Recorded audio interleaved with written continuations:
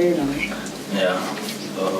No, by then I think I was wearing size 2, like when we met. But it has been a very interesting journey. Almost 20 years being together and being married to this man, sharing the same bed, eating the same food, praying together, and I think that has been the most amazing time that that I like about him. Yeah. And we met in Orange Farm. So what first attracted you to her? It's love. Love. So you just saw her and you were like, she's the one. And yeah. And you? I think he was charming. The way he walked. The way he walked. Yeah. And I remember that day when we met, he was going somewhere and I was going somewhere. And when he approached me, I think it was, in my mind it was this thing of, these guys. But just the way he approached and showed respect, towards me, then I liked him. And, yeah. And then how did you propose? I told you to her. No. We Like spoke that. and then, yeah. What did you say? I love her. I feel like there's more to the story.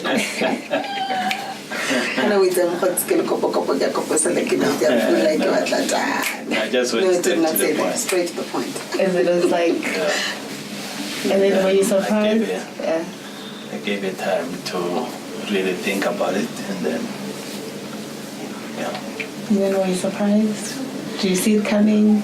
No, I did not. I did not. But I think the way he was so genuine and loving and respectful, towards me, then I believe that, this is the man I would want to marry, And by then, I think for him, when he spoke, he did not say, I want to be in love with you or whatever. He just said, I want you to be my wife, And for me, then, I even thought, we're still young, but like genuinely, he had true love, and he still is very loving and caring today. So I love everything about him. I love the way he walks, the way he speaks, the way he eats, the fact that he loves God. That makes me love him even more. Because he respects me, as a child of God, more than being a woman or more than being his wife or the mother of his kids. He just respects, knowing that I'm a child of God, and for him to fear God more, it makes me feel protected around him. So I feel like I'm safe with him, because I know that, this man, he's a man after God's heart. So definitely, if he loves God, he will have the same characters as God. He will show love to us. He will care for us. He will make sure that there's peace in the house. So that's what I love about him. She just got everything what men want. She like the respect. She gives respect. She's smiles. She can cook.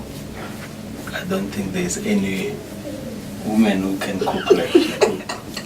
We do go to a restaurant, but I'll forever say I want that meal. So yeah, for me, she's everything. No, I don't think anything is annoying. For me, everything about him, it's fulfilling. Everything about him, for me, it shows God's purpose about his life. Whether, the way he eats, the way he would drink, the way he would snore. And my kids, they would normally say that when you guys sometimes are like, the way you are so fond of each other, if this one snores, the other one is going to snore too. So I think it's just, being in that fact of just loving each other. So if this one cries, this one feels like, I'm going to cry. And something that so he does not annoy me, because I know that even when I'm on stage ministering, I know that he's sitting there and he's praying for me. So for me, everything about him is perfect. Sure, it's not even a pet name. Or like a baby? No. Maybe it's not stir, it's you doing it. Okay, so I call him Love. So It's he love, calls love. me Love. Yeah. It's love. Telling him I love him, I think Were you the it's person? romantic, right? Yes. Yeah, it is with my Valentine's. To give him love. Mm. Yeah. Guess seeing him happy. Seeing her happy, sorry. Mm. See her happy and I feel fulfilled. First of all, because we fear God, and then we know the powers that we have. When we face challenges, we always go back and sorry, we always go back and acquire or inquire wisdom from God, so that we may be able, because challenges are not the same.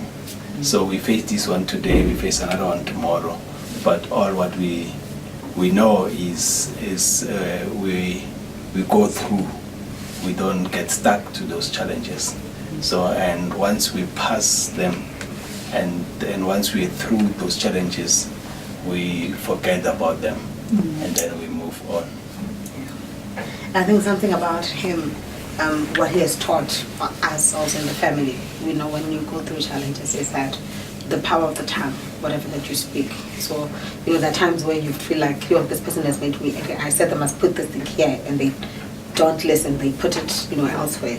But, accept that, or life itself with challenges, as they may come, when he teaches us that, as a family, and also the word of God teaching us that everything that we speak about, so you don't, even if things are negative, but you don't proclaim them and speak negative about that. You don't say, because of this man, I want to divorce him. You don't say these things, with your mouth, because everything that you speak, it will happen, because it's your heart's desire. So whatever that comes out of your mouth, it's what is in your heart. So we learn that every time that, maskuluma, things that work at all, you're able to pay, all the way through. Yeah. The word of God, prayer. Yeah, prayer, love.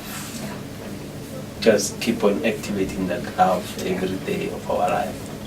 So it's just like watering the plant of that love. With the love that we have that faith and believe that is growing. I'd say marriage is fabulous. Like, marriage is fabulous, and I think what makes it fabulous is that true love comes from God. True love comes from God, because I remember through challenges, growing up, things that I went through, but this man had been with me, through everything. You'd find this person saying this, one writing like that, whatever, but you'd find him also, assuring you all the time that know that I love you, know that I will respect you, like certain things. So I want to say to somebody, true love comes from God. Pray about it. Know that this is the person that God has really want me to be with. That person will never be perfect. They'll have their own opinions. They will have their own ideas. But ideas brought together, they make magic. Yeah. So marriage is. Again, marriage is just like a journey. Having to decide you want to take a journey to Durban. So you'll never know what you're going to pass through that road. If you are not going to embark on that journey, if you're not going to get into that car and say you're going to Durban, there are toll gates you're going to pass, there are speed humps, there are speed traps you can only reach to Durban and tell us, or you went through the toll gates, and then so you can't just sit there and be scared to get into the marriage, because you saw certain couples went through certain challenges, and then they got divorced and so. But I guess if you you really want to take this journey, you have to take it without fear.